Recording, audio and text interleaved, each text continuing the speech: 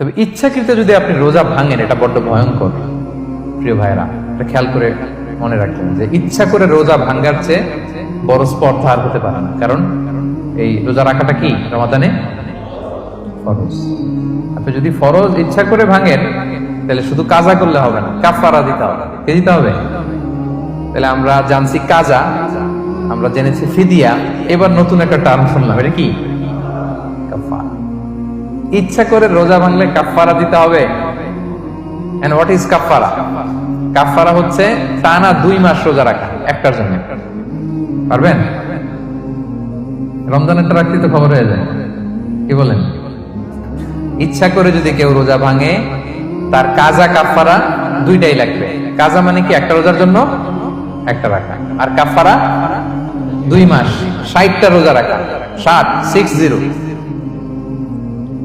খবর আছে।